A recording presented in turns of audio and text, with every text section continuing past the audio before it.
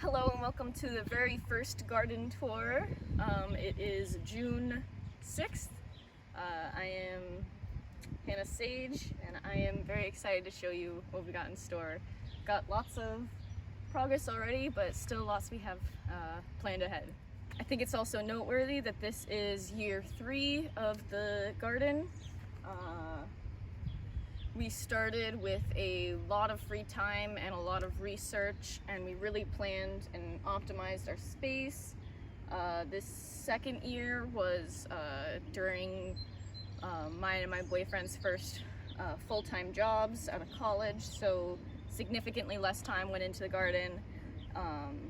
But here we are on year 3, also with full-time jobs. But I like my job a lot better and I have way more energy in my free time. So I have not been researching as much as the first year, but I certainly have been putting more energy in this year. So any comments or suggestions I would highly appreciate. We've definitely got some sketchier practices, either too tight or no covering, so we've got lots of weeds sucking up nutrients. We didn't calculate much of the soil nutrients from last year being depleted, so I do have one tomato in a hole that had an eggplant last year. We tried to help it out with some topsoil, but we'll see. This might be the year we invest in a pH meter. Let's get started. First things first, here's an outside view of the garden. We've got some pallet wood we reclaimed and created this fence with, or this gate with. All of these posts were hand dug up with a hand tiller and our hands as shovels. They are about 3 feet deep, so by the end of the holes, my arms could not reach the bottom. We have some fun images of Kyle needing to reach up into his shoulder. All of these are just held in by tension as split rails. We have yet to have any damage or replacements needed, so we're lucky on that aspect. All of these rocks were dug up in our ground. We have the rockiest soil I've ever seen. We live really close to the Delaware River, so we're expecting all of this area to have previously been underwater, so lots of river rocks. We've got 2 hanging baskets. We experienced a squirrel either digging a nut or bathing or eating the flowers in the white basket, and we believe the other basket might have been attacked as well. We also have little boxes we created with our pallet wood as well, with some onions and garlic from last spring, or last fall. We harvested 1 garlic and it was not ready. And we harvested 2 onions that were starting to flower, so we picked those out and enjoyed very small onions. We also have a catnip fiasco happening, and in the back I'll show you the mint situation. These are extremely invasive plants, and we knew this firsthand as our job the first summer was landscaping and weeding at this one very rich person's house, and they had so many catnip bushes and they hadn't planted a single one. So we had already seen firsthand how well catnip thrives, how easily, and we planted it by seed. 3 years ago we planted catnip by seed, and now spring cleaning was ripping up catnip. So we are going to harvest that when it gets a little bigger, dry it up for our cats, though they do love it fresh, and ship to some loved ones as well. And I'm sure it'll just continue to pop up unless we rip up the whole garden. So stay tuned for catnip updates. So we got this sparkling bright TM not catnip, thyme. I honestly purchased it because it was pretty, and it smells almost like lemon thyme. All right, so I've got two ball peppers. I don't know what the name is. I think we kept one of the tags somewhere around here. But we can already see some fruiting happening here. We planted this one first and then this guy, and then this weekend we did these two peppers. This is a regular jalapeno and this is organic. Don't know if it's going to be different at all. We'll see. Back here are the first things we planted this year. We've got a bunch of celery. It's looking beautiful. Lots of stalks on each one. Not sure if that's how it's supposed to grow or not. This is the first year for celery. Previous years we did celery from a store-bought nub, and that was okay, but it only made one and it took a very long time. Right here we've got a bunch of beets. They're looking fine, maybe a little thirsty, and there are some with little holes, or what look to be the start of holes. Not sure if this is a bug or a fungus, but we definitely got to check on that. And yeah, a few of these look like they need some water, and we have some beets popping up out of the top, so we're gonna top those off with some topsoil as well. Hopefully they'll get a little bit bigger before harvest time. Right here we've got King Richard leeks. Never done leeks before. Very excited. We've got a few that look like clusters. I'm not sure if that's all right or not, but we're gonna try our best. And then up front we've got chives. We've just been trimming that every now and then to use as a topping for dishes. And then kale, we've been harvesting regularly. We get full bowls of kale that lasts 1 or 2 days. One day if it's a large salad for a family, the family. One time it lasted a whole 2 days. And then over here we have a bunch of onions, mostly white and yellow, that we planted from little sets. These were free from our local school garden. Lots and lots of greens growing here, but I'm a little afraid I planted them too close to each other, so we'll see if we get some good growth there. Yeah. So we've got a blueberry bush here. This was purchased as a bush. Not sure what year it's on, but we're gonna have to do some serious pruning as there is a lot of fruit growth relatively compared to the foliage, the greenery, so I'm gonna do more research on that, but we are getting some berries, so that's exciting. Right here you can't see is a raspberry, as well as this one. We purchased these last year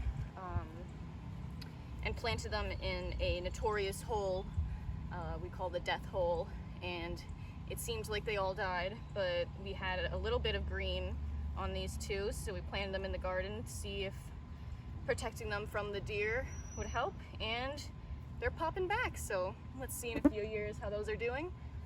We've also got a blackberry bush. This is also purchased as a bush, so I'm not sure what the pruning will have to be on this guy, but we've got lots of berries popping up. It is certainly genetically modified. There are no pricks, no spikes on it, and the berries are popping up way faster than any of the natural berries, so we'll see if we get any genetic anomalies after eating them. Right here we've got a peony that's not popping up. I'm pretty sure this is a weed.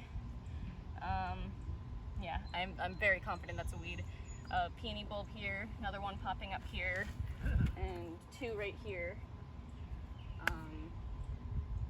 And then these four are new strawberries. We've got some decent growth on here. Not really sure how to care for strawberries yet, but this is a big berry year, so we're learning. And then back there is one older strawberry. I'll show you closer. And then of course a massive catnip. This is not nearly as big as they get, but mint family, so very invasive. And another little flower that is probably dying from too much sun.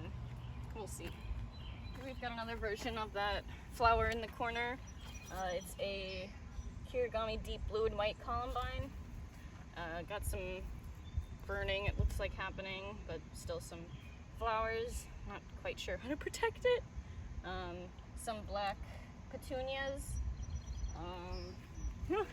Some Speedsar plus red English daisy. Absolutely horrible. One of the first things we planted, probably way too in the sun. Looks just completely demolished. Flory Glory, oh gosh, Diana Capilla, early summer to fall. Not sure, this was a lot bigger. We trimmed a lot of the dead stuff off. One purple alyssum and one coral bells. Definitely some trimming needed, but the greens are really supposed to be the prize on this one, the star. So I'm hoping in a few years it'll really perk up, become a full bush. We've got some garden sage flowering. I was kind of against letting all herbs flower, but we don't use garden sage that much, so I'm all right with it. I think I enjoy looking at the flowers way more than I use the herb itself, so letting it flower this year. So gorgeous. And right there you can see the strawberry mint fiasco. We're going to rip it all up this year, but we're waiting to do a large drying process to enjoy it for tea for probably a few years. It will most likely pop back up as we ripped up some spear and peppermint in the back, but it's still making its way. We've got a grape and cherry tomato plant. These were just planted, looking pretty decent. A mortgage lifter is the name of this tomato. It's looking a little burnt. Hopefully it'll feel better soon. And of course we've got a orange pepper and another one of those ball peppers. Big old rosemary bush. This is year, I think, 4 or 5 on this rosemary bush. It was originally over by the house. I'll show you where. And it's very, very stocky. This is now just our ornamental rosemary bush. It is creating oils, but not nearly as much. It already flowered a little bit. Yeah, trying to keep a cap on that, but we'll see. This is just a terrible trellis method right now. We're gonna try our best to either think of something new, fix this, jerry rig it, I don't know.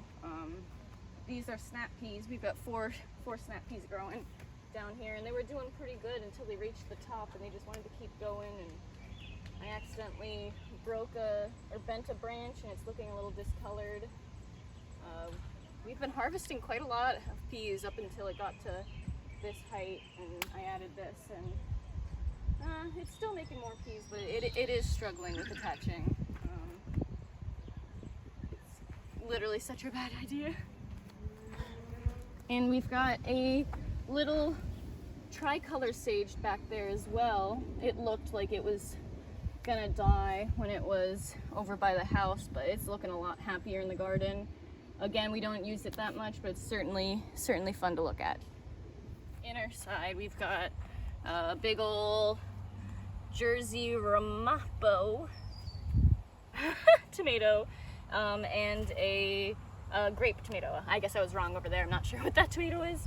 And then we've got some space over here. We were gonna do maybe a morning glory in this corner to go up the fence, and then some lettuce and onions in between the onion and the fence, but we'll see. We've got a bunch of alyssum popping up. I'm not sure if we wanna keep it or not. It's kind of pretty, kind of mangy. We'll see. And then we've got a stevia, definitely looking thirsty. Another one of those peppers. It is a cherry hot. A thyme also probably needs a little bit of mounding. And a sapling popping up. And over here we have some mint. It never goes away. So that's it for the inside of the garden. We do have a few beds I can show you. We got garlic, sad onion, flowering onion, garlic in this box, and onion in this box, and some flowers. thanks for looking. We've definitely got a lot of weeds, a lot of work to do. We definitely want to grow potatoes, carrots, and more lettuce and some beans. Lots of work. Stay tuned. I'll give you a little tour of around the outside. I swear this isn't for Pride Month. This is just a cute decoration, and I am reclaiming rainbows as just a pretty thing to look at. We got some lavender we didn't prune last year, and one of our boxes fell apart. Yeah, we'll fix it soon. But yeah, we've got a lot of dead on this lavender from last year, but it's still flowering. I really did not expect that. And we've got a sad little onion right there. But yeah, I'm really excited. We love to dry lavender. It's one of the few herbs I actually enjoy smoking or vaporizing. I smoked tobacco for a little bit, and I still have that oral fixation, but smoking lavender is absolutely lovely. Lovely taste and nice calming effects. And this strawberry mint has just taken over. Look at how far it's going into the grass. We've got the box out to about here. Mowing the grass here is just impossible. We have to just go around. It smells really good. It flowers really pretty, but it's just massive and definitely needs to get taken care of. Hopefully soon. We'll see how much time and energy we've got. Let's go to the last side. This box never got quite full last year. We ran out of dirt, or 2 years ago we ran out of dirt, and we planted some seeds for flowers in there. Nothing really happened, and now it's just some clovers and pine needles from the tree up above. But you can see here we've got some mint popping up in the grass. I think this is the farthest we've seen it pop up, maybe back to here. But this box completely collapsed because it was full of spear and peppermint, and as you can see, we've got some rocks still we got to take care of so that we either plant stuff here or just return it to grass someday. I don't know. But when I ripped this box up, it was just completely covered in roly-polies. It was very creepy, but I'm getting a lot better at my fear of bugs and dirt and germs and whatnot. Gardening has been so helpful in the anxiety department. Biggest top pests have been rabbits. We've seen sneaking through that hole back there. We tried securing some of the bottom areas of the fencing. Not sure if we're gonna do that all the way around or all the way up, but haven't seen any rabbits get in this year. Squirrels, we see them on the fence, so we know they can get in whenever they want. Birds, same thing. And we planted a pear tree. It was about this size when we got it. There was, oh, there is one pear. Not sure if that's gonna turn into a lovely fruit or not, but we do see some bites happening, so we might need to wrap this guy up soon. Also, we've got lantern flies pretty bad. I don't see any on here, but fruit trees are their #1 prey, so fingers crossed. So this is the only place we've seen mint not come out of the box. We have a very thin box also made from pallet wood, but yeah, it seems to be a little bit okay, but it is yellowing. Last year when we did move it, it was very sad, but way more is popping up this year. It still smells like mint, but certainly a little drier. Wonder if it has too much sunlight or just not enough dirt or what. Lastly, we've got the little house herbs. So these are right next to the patio. We could just come out here and trim from these, but these two oregano we trimmed down to stumps because it was so bad last year, and we really did think we were going to throw these away. We were going to just rip the roots out and reuse the dirt elsewhere, but they sprang back up like nothing, and originally they were very spotted, a little disease ridden, but these look absolutely gorgeous. Certainly gonna dry these. Oregano's definitely our #1 used herb, and yeah, we love it dried throughout the winter. It's definitely a favorite. We've got another rosemary. Oh, It's rooting into the little bucket, so is this oregano, so that's gonna be a little bit sad to rip them up. We didn't have enough dirt to plant these guys in a bucket, so we just placed them in there, and yep, they're rooting. So I feel awful, but yeah, we bought this oregano thinking that we need to replace these two, and they're absolutely gorgeous, and this one's not looking too great, so we'll see how that ends up. This rosemary is supposed to replace our garden rosemary that is all oil-free, or very low oil, but also looking a little sad here. Probably has to do with the water and root situation. We just got this basil, also rooting into the dirt. Oh God, I need to find that a home. The other day it was looking really, really sad. It has dry soil right now. We gotta water that, but it was really, really, really sad. But it perked right back up. Just goes to show what a little water can do for a plant. So gonna give that guy a drink. And we got some thyme. This time we were scared it was getting root rot because it's in such a big basket, and maybe it is because it is flowering, and flower is a sign of stress for a plant, and it is putting all the time into reproducing instead of producing oil. But it's pretty to look at. The flowers still taste good, and yeah, we're still using this thyme. It's certainly still got it.